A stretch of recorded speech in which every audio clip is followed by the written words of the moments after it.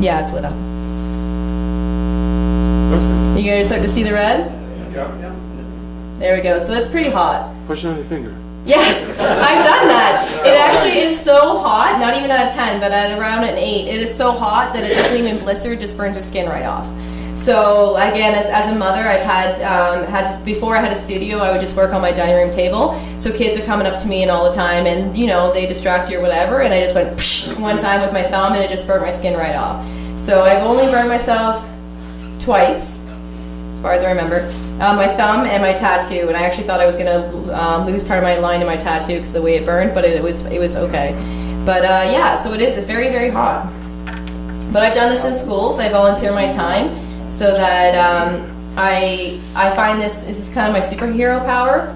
And if you have a superhero power, you got to use it for good. So I use it. I volunteer. So I volunteer at my kids' school. For Christmas, I had 2 kindergarten classes draw on wood discs. And then I followed their line work with my burner, and then I made holes in them, sealed them, and we made them for Christmas ornaments for their parents for Christmas. And then in March, I'll be volunteering my time at the rec center in Port Hope for adults with developmental disabilities, so they can learn about burning and have some burning done for themselves as well. So, all right, so I'm gonna go in, and I'm actually decided I'm gonna do like a little bit of a maple tree here. Can you see from the angle that I'm doing here? Is that good? We tilted wall. Let's see. Is my hand in the way now? Yeah. It's okay, it's gonna be aerial. You know what? I'm sorry, my bum's gonna be in your face for a second. I think it's gonna work this way. Yeah, that's good. There we go. Good. There, I'll do it upside down.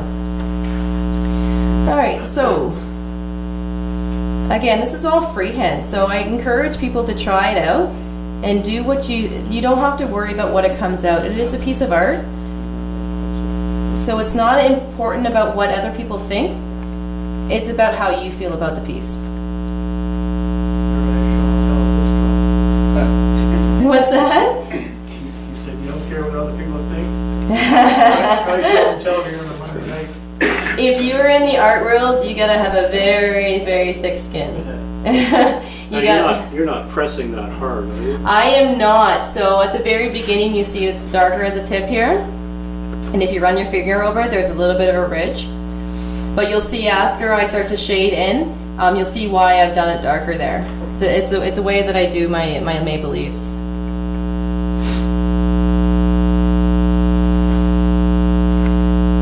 But yeah, when I first did my very first show, I was petrified. Didn't sleep all night the night before. I was extremely scared that people were just going to walk up to my table and wonder why I'm trying to sell my crap.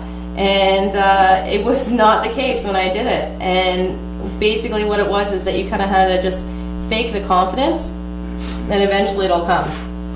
That's the secret, people. It's just fake it. It'll eventually come. Do you take pauses once in a while to let the iron heat back up again? No, not really. It depends on this. That's what's great about razor tip, is that you don't really have to worry about it cooling down. The reason why you see there's a difference I can't really see too much on the camera, but you see that there's a difference in the darkness. That's my hand. So I'm raising it and putting it down again. No leaf that you see is completely consistent in its color. So that's just how I flow with my hand. If you were to do it on this, yes, you'd have to wait till it heats up again. This loses its heat very, very easily. And it also depends on what wood you're using and what you're doing with it. So say if I put the full tip down to flat, then you're gonna have to worry for the heat to come back a little bit. But I've started to burn on skulls. It's a new thing that I've been trying out, and that is something that you have to worry about, the heat coming back into the tip. It's the exact same tool, but the bone takes a lot longer to burn. So currently, right now, I met somebody at a show last year, and he, for a hobby, he collects bones from different animal reserves, and he cleans them off using the bugs and so on to get all the meat off, and then he'll treat them, and he'll bring them into schools for educational purposes. He does custom pieces as well for hunters, like the deer and so on. And anyways, so I met him at a show, and he asked me if I was interested in doing some burning on skulls. I was actually really interested in the idea. I had thought about doing that, but looking online to buy a skull was extremely expensive to do an experiment with. So talking with him, I went to his place, and I now have a moose skull, a deer skull, a wolf skull, coyote, mink, and a couple other little creatures. They're currently in my kitchen up on top of my cupboards. So my kids think it's great. I haven't had anybody new over at my house yet, so we'll see what they think about it. So right now I'm just kind of burning in some vein lines for the maple leaf. Now I'm going to go back and I'm going to do some shading. So this is where I do the flat tip and not use the side of it. So we're just going to pull it through. Now this is sugar maple, so this burns at a little higher temperature. Any kind of person that's going to try to do burning, you'll learn yourselves on which wood you would prefer to have. I worked on many different kinds of wood. Probably my least favorite is oak. I did an oak barrel lid for a client, and it was a very old barrel lid. I really was happy to be able to do the custom piece. The wood was just a little bit difficult to work with. It was very grainy, and it was very hard to pull a straight line on. So I'm just doing this here. This leaf here actually reminds me of a portrait that I have done for my kids' school. They just had I think it was about $2 million donated to them given to them by the government for another part of the school to be built onto. And they're a French immersion school, the only one in the area, so they have like tons and tons of kids, like ridiculous amounts of kids. And so they had to have a new part of the school added on to. So in commemoration of that, I decided that I would make them a 2-foot by 4-foot portrait of their mascot, which is foxes. And then I have maple leaves falling down like rain on there to kind of symbolize Canadian, and then some books. So that's actually on my Facebook. So that's going to be, they're going to have a commemoration celebration in May. So I'll be able to have that, and that's going to be put up in the foyer of their school. So it's a great way to be able to give back to the community. And let's be honest, I'm a mom, and it's kind of cool to have my kids be super proud of you, walk into their lobby of their school to see this big portrait that their mom did. So I'm only human. It's nice to have your kids be proud of you. Now, while I'm doing this, feel free to ask me any questions. I can't see anybody that raises their hand, so whoever wants to speak, go right ahead. Jen? Yep. Now you were saying that everything you do is freehand. Yep. Do you do any numbering or lettering? Mm-hmm. You do, is that done in freehand as well? Yeah, so that's all done in freehand as well. The only time I really use a pencil with that is the spacing.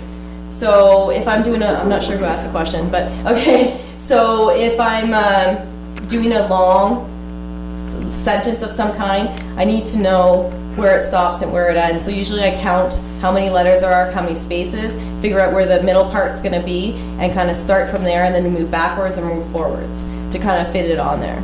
So I'm not a huge fan of lettering because with my freehand style, I can do whatever I want. When you're writing numbers or letters, you have to have it look like the number or the letter. So I'm kind of restricted to staying in the box for that. I still do it, but I'm not a huge fan of doing it, but I do it. But I also, I do that a lot of times with portraits of animals, and I've done memorial boxes for ashes for animals, so I've done a portrait of the animal along with their name. And the animal skull you talked about earlier, Mm-hmm. what is it exactly you're going to do with those? I'm not sure yet. I've had some ideas. There's a lot of decorative pieces that you can see, a lot of native inspired pieces, and where they have. My original thought of what to do is to celebrate the animal itself. So I thought for the bigger animals, the deer and the moose, to kind of do a portrait of them on the skull, and then whatever I feel like at the time. So usually when I'm thinking of animals that have been, like the deer or the moose, they're usually in the forest. So, kind of a forest floor idea. It all depends. It honestly depends on when I start to burn. Like this piece here that I'm working on right now, I don't know really where I'm going with it. I know it's going to be a Harvest God idea, but the way the placement of wherever, whatever is going to happen, I don't really know. I just kind of figure out it as I go. So, and that's what art is. It's how you feel and how you're going with it, right? That's one of the things that whenever I do a demo is I want people to know that and to get the feeling that when they go home and they want to try wood burning, do it for yourself.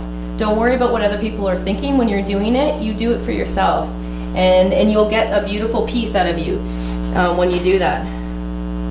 Oh. And you do a lot of stuff, hopefully you'll sell it, or I get a lot of commission pieces. I also sell a lot of pieces as well. So because what I do is I do it for my family. So it's an extra way of money coming into my family, that I know there are certain things that I sell with certain things on them. So if I do a lot of bowls with the bees on it, the bees are a favorite of a lot of people. So I will do a lot of pieces with bees on it. But it's also for what I am encouraged by at the time. So I have a big vegetable garden that when I come up from my studio and take a break, I sit on my deck and I have a coffee and I see all the bees. Because my vegetable garden was overtaken by bees and weeds, because I'm so busy with Fire Forge, I wasn't able to tend to it, so it turned into a bee garden. However, it was beneficial because the bees inspired me to do a lot of different pieces, having the bees on there. So right now, with this horse here, you'll see dragonflies, and I don't normally do dragonflies, but it's actually kind of a commemoration to Benfo. He passed away just recently. I'm sure you guys have heard of Benfo. It's pretty huge, and one of his staples is the dragonfly. So to kind of in memorial for him, this piece here specifically has the dragonflies on it, and this one has a dragonfly on it as well. It's hidden in the hair. And then my mentor, which is Ken Lorenz, he was a big Benfo fan as well. So I made him a pen at Christmas with a Benfo inspired design on the pen. So When you look at the design on the bowl, the one that's quite sophisticated there, center, and some of the things that you have on the rocking post. Now, how would you categorize it? Would you call it folk art, or what would you call it? well, it's actually been considered fine art. When I was at the Kawartha Arts Festival this summer, I was approached by one of the council members. I believe she was the president, and she wanted to know if I'd be part of their fine arts festival later on in the year, which was a huge honor to be considered into the fine art category. I went home and I Googled what that means. And it means highly skilled, but let's be honest, like anything that someone puts a lot of heart into and creativity into, it's art.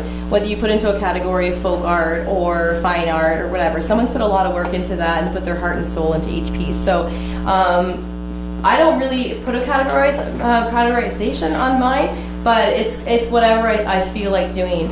And this is what comes out. This is more of my trademark, is what I show you here. As I said, I can do more line work as well, but if I'm set free, this is the kind of stuff that I do here. So if you want, I can pass that bowl around and you guys can get a better look at that, and you'll see all the different things in there. There are bees, there are snails, there are butterflies, there are dragonflies, and different kinds of flowers, leaves, and vines in there. I like to do, when I was a kid and I was at the dentist, before they had like the TVs and everything to watch while you were there, they had this big portrait in front, and it was all fairy tale characters, but it was all this mishmash, this huge portrait, and every time I went there, I would see a different character in the portrait. And it was like the fantastic thing to see, because you used your imagination, your brain was active, my brain loved it because I could find something different each time. So when I do pieces like that, I love it that I just kind of hide things in there and people see what they want to see. So I've had other portraits where people are staring at it at shows and they see eagles and they see elephants and they see all these different things, and they ask me what's in there. I'm like, whatever you see in there. It's whatever your brain is seeing. I burned a lot of mice that's in the fireplace. You know, it's funny that you say that. So my mentor, Ken Lorenz, the way I met him is a year ago now. His house is right across the bus stop for my kids, on both ends. To go to school and to come back, he's right on the corner. And so I've been eyeing, he had, his whole lawn was covered with a maple tree. It's actually the same maple tree as the bowl there and this one here. His lawn was covered with it. So finally I brought up the nerve to come to him and ask him if he had some spare wood that I could use. Because at that point I was going down to the beach and I was picking up driftwood and I was making creatures